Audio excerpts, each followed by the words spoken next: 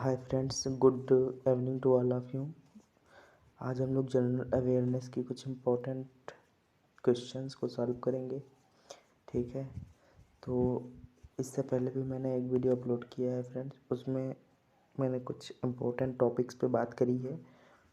I hope उसमें के कुछ टॉपिक इसमें मिलेंगे। ठीक है, तो मैं आपको क्वेश्चन का टाइप बताऊंगा कि किस टाइप के क्वेश्चन आएंगे और उनका सल्यूशन बताऊंगा। ओके, अगर कोई भी प्रॉब्लम किसी को क्रिएट होती है वो कमेंट बॉक्स में जाके कमेंट में पूछ सकता है। ठीक है, जैसे आपको क्वेश्चन आ सकता है, विच of the following enzymes is not involve in DNA replication. ठीक है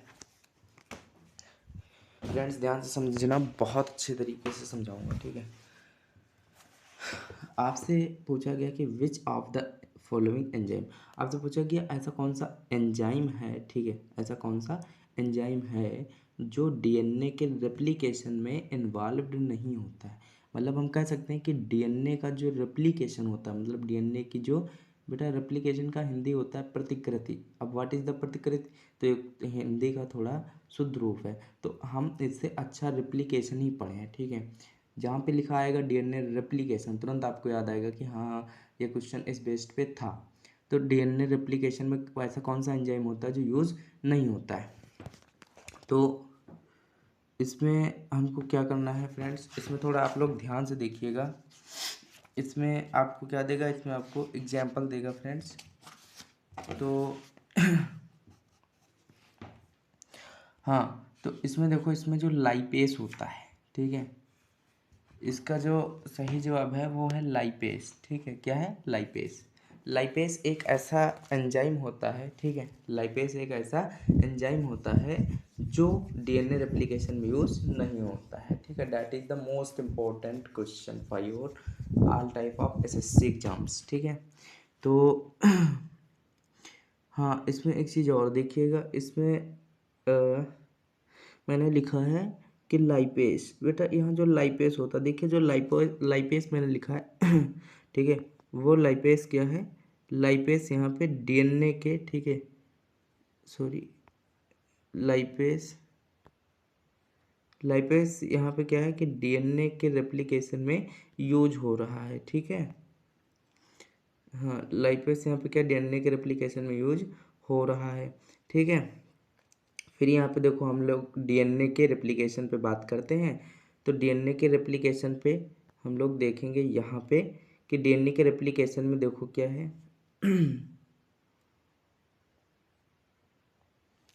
हाँ, डीएनए के रेप्लिकेशन में सबसे पहला जो है वो हमारा क्या है, सबसे पहला हमारा जो है वो है डीएनए पॉलीमरेज। ठीक है, डीएनए पॉलीमरेज यूज होता है। ठीक है, एक मिनट,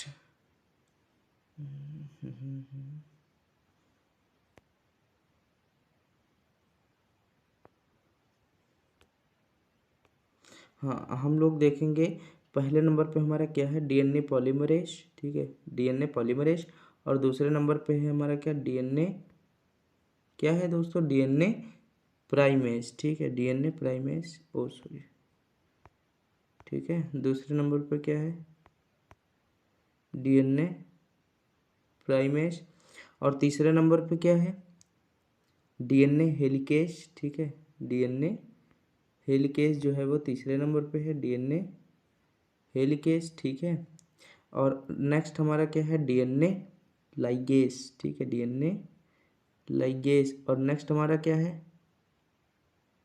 टोपो इजोमेरेज। ठीक है, ये दोस्तों बायो के कुछ कठिन वर्ड हैं, ट्रिपिकल वर्ड हैं, लेकिन आपको एकदम सिंपल तरीके से याद रखना है कि जो हमारा डीएनए होता है फ्रेंड्स, आपको एकदम सिंपल तरीके से मैं बताऊंगा, बहुत सिंपल तरीके से। ठीक है, और ये क्वेश्चंस एसएससी जेई के एग्जाम में आ चुके हैं। ठीक है, तो मैं पहला आपको बताऊंगा। ठीक है, कुछ ऐसे एंजाइम, जैसे कि पहला मैंने बताया डीएनए पॉलीमरेज। ठीक है, पहला मैंने बताया डीएनए पॉलीमरेज, दूसरा मैंने बताया डीएनए प्राइमेज। ठीक है, दूसरा डीएनए प्राइमेज, और तीसरा डीएनए हेलिकेज, चौथा डीएनए लाइगेज, और पांचवा टोपो इजोमेरेज। ठीक है, अब यहाँ पे एक्चुअली में है क्या, यहाँ पे है ये कि जो डीएनए का हमारा, देखिए यहाँ पे जो डीएनए का रेप्लिकेशन मेथड था, ठीक है, जो हमारे डीएनए का रेप्लिकेशन था, ठीक है, उसमें जो है ये इतनी चीज़ें एक्टिव रहती हैं, इतनी चीज़ें उसमें उपस्थित रहते हैं, इन्वॉल्व्ड रहते हैं। तो इन्वॉल्व्ड कौन नहीं रहता है?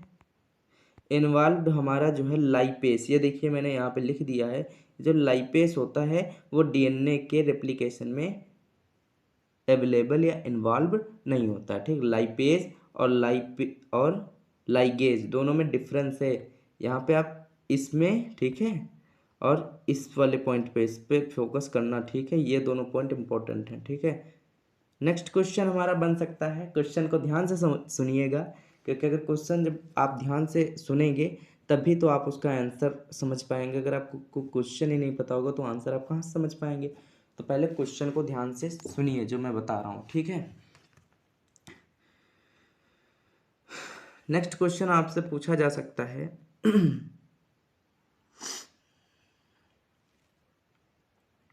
कि वैसे तो मैं क्वेश्चन बड़ा है, लेकिन क्वेश्चन आंसर के जरिए समझाऊंगा तो बहुत कायदे से समझ में आएगा, लेकिन आप सुन लीजिए।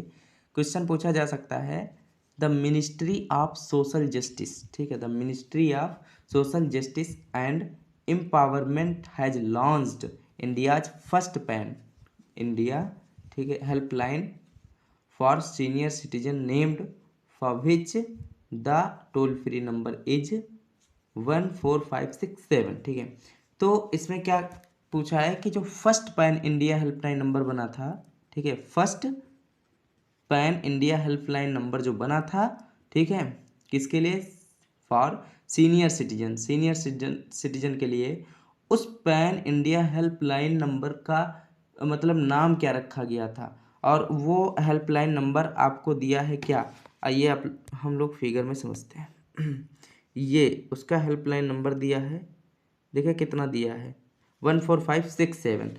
तो जहाँ पर भी 14567 की बात आ जाए वहाँ पे आप बिल्कुल समझ लीजिएगा क्या, कि वो pan India toll free number है, ठीक है। वो क्या है? वो आपका pan India toll free number है, ठीक है। ये देखिए मैंने यहाँ पे लिख दिया, pan India toll free number है, ठीक है। और इसने क्या पूछा है कि उसका नाम क्या है, ठीक है। इसने आपसे पूछा है कि उसका नाम क्या है, तो मैंने आपको उसका नाम भी ये देखिए लिख दिया, उसका नाम है इल्डरलाइन, ठीक है, इल्डरलाइन, ठीक है। उसका नाम है फ्रेंड्स इल्डरलाइन, ठीक है। मतलब अब आप लोगों को ये क्वेश्चन एकदम करेक्टली समझ में आया होगा, आई होप, कि जो first pan India helpline number launch हुआ था फॉर सीनियर सिटीजन्स के लिए, उसका नाम रखा गया था क्या? एल्डर लाइन, ठीक है। ऑप्शन जैसे आपसे आ सकते हैं एल्डर लाइन, फर्स्ट लाइन, अनुभव लाइन, सीनियर लाइन, तो आपको पता होना चाहिए कि उसका नाम क्या था? एल्डर लाइन, ठीक है। आइए हम लोग दोस्तों आगे बढ़ते हैं। नेक्स्ट क्वेश्चन आपसे पूछा जा सकता है कि in which of the following years, ठीक है, in which of the following years was the Cornwallis code introduced, ठीक है। इसमें आपसे क्या पूछा गया? इसमें आपसे कॉर्नवालिस कोड के बारे में पूछा गया है, ठीक है। तो आइए हम लोग समझते हैं अच्छे तरीके से कि ये है क्या। ये कॉर्नवालिस कोड वास्तव में है क्या? देखिए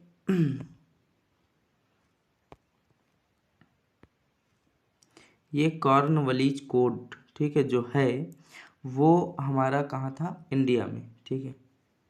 उसको इंडिया में लागू किया गया, ठीक है। कॉर्नवालिस कोड को इंडिया में लागू किया गया, ठीक है। और ये इंडिया के क्या थे? गवर्नर जनरल थे। ये देखिए इंडिया के क्या थे? Governor general. कौन? कॉर्नवालिस, ठीक है। ये इंडिया के गवर्नर जनरल थे, ठीक है। कौन? लॉर्ड कॉर्नवालिस, ठीक है। लॉर्ड कॉर्नवालिस जो थे वह इंडिया के गवर्नर जनरल थे।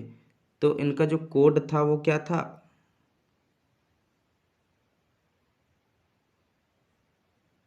इनका जो कोड था जिसको कहते थे इनके नाम पे कॉर्नवालिस कोड, ठीक है। तो ये क्वेश्चन में पूछा जा सकता है कि वो जो कोड था, ठीक है, तो वो कोड मतलब in which of the following years, मतलब वो किस वर्ष में उस कोड को इंट्रोड्यूस्ड किया गया था। तो आपको याद होना चाहिए 1793 में, ठीक है, 1793 में, ओके, 1793 में, ठीक है। अब आपसे नेक्स्ट क्वेश्चन और पूछा जा सकता है फ्रेंड्स।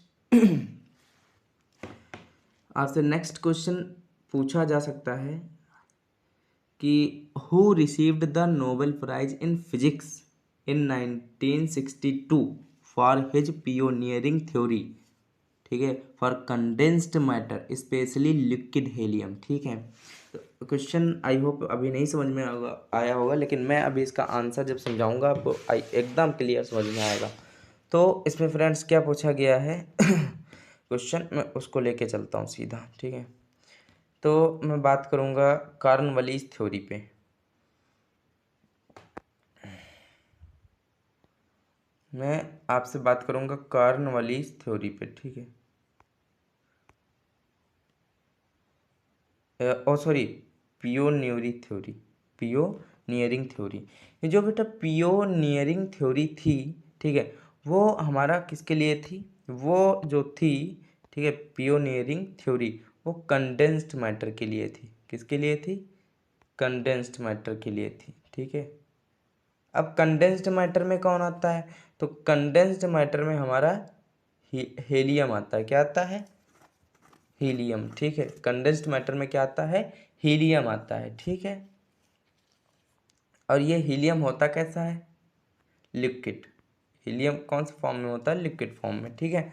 आगे बढ़ते हैं, तो उसमें क्या आता है? कंडेंस्ड मैटर में लिक्विड हीलियम, ठीक है। फिर तो ये जो पियोनियरिंग थ्योरी थी, इसके लिए कौन से वैज्ञानिक थे भौतिकी के जिनको नोबेल प्राइज दिया गया था 1962 में, मतलब 1962 में नोबेल प्राइज दिया गया था फिजिक्स में। तो आपको ध्यान रखना, वो थे लेव डेविडोविच लैंडर, ठीक है। लेव डेविडोविच लैंडर नाम एक बार कायदे से देख लीजिए, लेव डेविडोविच लैंडर, ठीक है। उनको नोबेल प्राइज़ दिया गया था, ठीक है, नोबेल प्राइज़ दिया गया था। और अगर बात करें कब दिया गया था, तो 1962 में दिया गया था, ओके। तो ये फ्रेंड्स हमारा आज का सेट था जिसको मैंने सॉल्व कराया अच्छे से। आई होप आपको बहुत अच्छे से समझ में आया होगा। अगर आया है अच्छे से समझ में, तो प्लीज़ फ्रेंड्स ज़्यादा से ज़्यादा सपोर्ट करिए, ताकि इसी तरीके से अच्छे अच्छे वीडियो बना के आपको दे सकूं। और हाँ, आप भी लाइक दिस बिल्कुल इसी तरीके से अच्छे लेवल पे नोट्स को तैयार कीजिए, ओके। तब तक के लिए बाय बाय, मिलते हैं अपने नेक्स्ट वीडियो में।